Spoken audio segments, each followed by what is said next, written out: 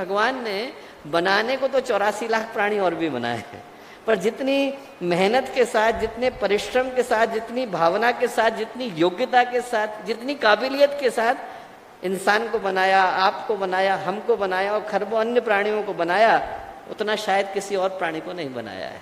यदि हम लोग कहना चाहें तो ये कह सकते हैं कि भगवान ने इंसान को अपने फेवरेट चाइल्ड के रूप में बनाया है। माता पिता की बहुत सारी संतानें होती हैं, कई सारी संतानों में एक संतान को माता पिता इस दृष्टि से देखते हैं कि हमारी फेवरेट चाइल्ड है, हमारी प्यारी संतान है।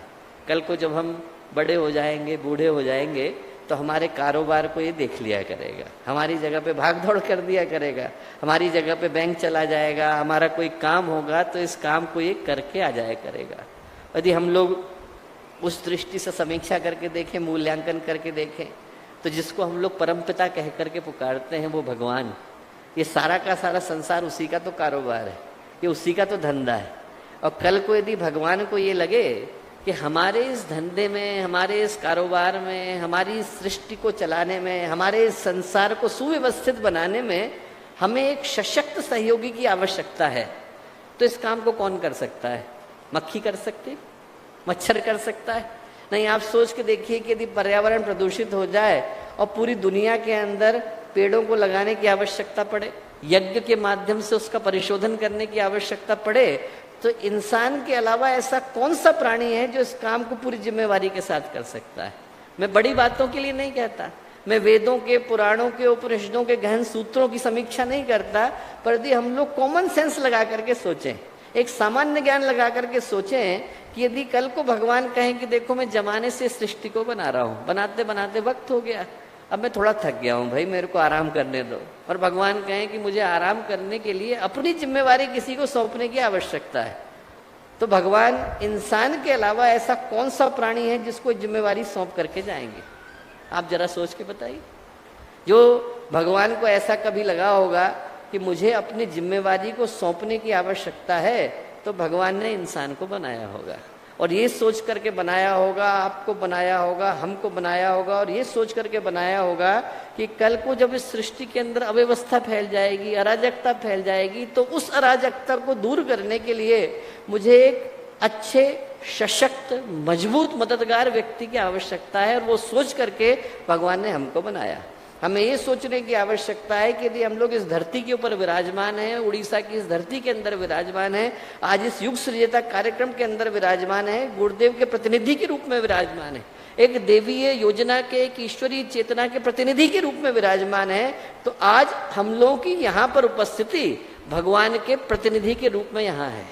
भगवान अपने एम्बेसडर के रूप में यदि उनने किसी को भेजा है तो हमको भेजा है। भारत को जब जाना होता है अमेरिका, तो भारत स्वयं नहीं जाता है, भारत अपनी एम्बेसी वहां पर खोलता है और एम्बेसडर को वहां पर बिठाता है। वैसे ही ईश्वर को यदि सब जगह जाना होता है तो ईश्वर को सब जगह जाने की जरूरत नहीं, ईश्वर ने हमको और आपको अपना राजदूत बना करके भेजा है।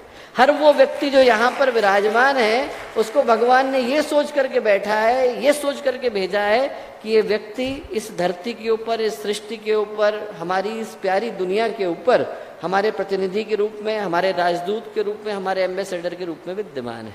और इसलिए जब भगवान ने इंसान को बनाया तो उसको वो सारी की सारी शक्तियां दी, वो सारी की सारी ताकतें दी, वो सारी की सारी योग्यताएं दी, वो सारी की सारी काबिलियत दी, वो सारी की सारी विभूतियां दी जो स्वयं भगवान के पास थी। और भगवान ने वो सारी की सारी चीजें आप में से प्रत्येक के अंदर बीज रूप में डाल करके भेजा है।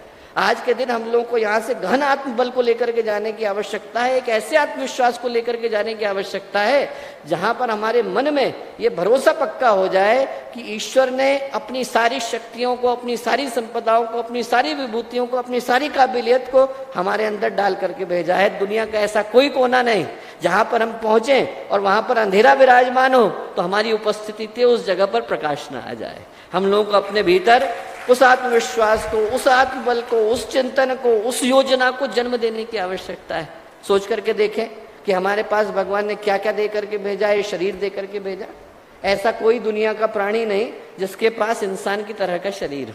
ये हम लोग खड़े हैं, बातें कर रहे हैं, चल सकते हैं, दौड़ सकते हैं, हर चीज की संभावना भगवान ने इंसान को दे करके भेजी। एक ऐसी संभावना देकर के भेजी कि दुनिया के 70% प्राणियों के ऊपर इंसान खरा उतरता है। हमें लगता है कि हमारी कीमत नहीं। वो एक कहानी आती है भगवान बुद्ध की कि भगवान बुद्ध के पास गई महिला रोती हुई और ये बोली कि भगवान कुछ है नहीं मेरे पास। भगवान बोले कि किसने कह दिया बेटा कि तेरे पास कुछ नहीं है? बोले नहीं, मेरे पास कुछ नहीं है, घर में पैसे नहीं हैं, बहुत अभावों से घिरी हुई हूँ। भगवान ने कहा एक काम कर, मेरे यहाँ बहुत सारे राजा महाराजा आते हैं, बहुत सारे लोग हैं, बहुत सारा पैसा है उनके पास, तू अपना एक हाथ काट करके दे दे, मैं उस हाथ के बदले में तुझे 1 लाख रुपया दिलवा देता हूँ। बोले नहीं भगवान, मैं 1 लाख रुपए में अपना हाथ काटने को तैयार नहीं। बोले नहीं नहीं, 5 लाख रुपए दिला दूंगा। बोले नहीं, 5 लाख में भी देने को तैयार नहीं। बोले मैं 50 दिला देता हूँ। अरे बोले मैं 50 में देने को तैयार नहीं, मैं 1 करोड़ दिला देता हूँ। भगवान बोले नहीं भगवान, मुझे अपना हाथ काट के नहीं देना, मैं 1 करोड़ में भी देने को तैयार नहीं। तो भगवान बुद्ध बोले कि बेटा तू ये सोच के देख कि जब तेरा एक हाथ है, तू उसे 1 करोड़ में बेचने को तैयार नहीं, और तेरे को भगवान ने 2-2 हाथ दे करके भेजा, 2-2 पैर दे करके भेजा, इतना बड़ा मस्तिष्क दे करके भेजा, इतना बड़ा दिल दे करके भेजा, ऐसा क्या है जो तेरे पास नहीं? भगवान ने वो संभावना हम में से प्रत्येक को दे करके भेजा। हमारे कदम कभी थके, हमारा मन कभी रुके और हमें लगे कि हमें भगवान ने दे करके नहीं भेजा, हमारे पास ये संभावना नहीं है, वो नहीं है, तो पहले शीशे के सामने खड़े हो, अपने शरीर को निहारें और ये सोचें कि भगवान ने हमें क्या दे करके भेजा है। 2 हाथ दे करके भेजे हैं, वो चीजें दे करके भेजी हैं जो दुनिया के बहुत सारे प्राणियों को नसीब नहीं, वो शरीर दे करके भेजा। और यदि हम लोग ये सोचें कि शरीर की दृष्टि से हम लोग कुछ प्राणियों की तुलना में कम पड़ जाते हैं, हाथी की तुलना में कम है, शेर की तुलना में कम है, भैंसे की तुलना में कम है, सांप की तुलना में कम है, शेर की तुलना में कम है, पर उसके बावजूद इंसान के पास क्या ये शक्ति नहीं है कि वो हाथी के ऊपर महावत जाकर के बैठ जाता है? इंसान के पास क्या ये शक्ति नहीं है कि वो शेर को रिंग मास्टर की तरह से नचाता नजर आता है? इंसान के पास क्या ये शक्ति नहीं है कि वो सांप को सपेरे की तरह से अपनी बिन की धुन पर नचाता हुआ नजर आता है? इंसान के पास भगवान ने ये शक्ति दे करके भेजा है कि इंसान भैंसे को अपनी गाड़ी में जोतता हुआ नजर आता है। इंसान को जब ये शक्ति भगवान ने दी, और जो लोग इस काम को करते हैं वो कोई ऑक्सफोर्ड से या कैम्ब्रिज से डिग्री लेकर के नहीं आते, सामान्य सी बुद्धि वाला व्यक्ति भी एक हाथी के ऊपर कब्जा कर पाने की ताकत रखता है। हम में से प्रत्येक को भगवान ने इतनी बुद्धि दे करके भेजा कि जिस दिन शरीर कमजोर पड़ता है तो हमारी बुद्धि उस काम को करती हुई दिखाई पड़ती है जो काम अन्य प्राणी नहीं कर पाते। आप सोचो, हम लोग चीते की तरह से दौड़ नहीं सकते हैं, पर हमारी बनाई कार तो दौड़ सकती है। हम लोग मछली की तरह से पानी में तैर नहीं सकते, पर हमारी बनाई पनडुब्बी तो तैर सकती है। हम लोग जो है पंछी की तरह से आसमान में नहीं उड़ सकते, पर हमारा बनाया हवाई जहाज तो उड़ सकता है।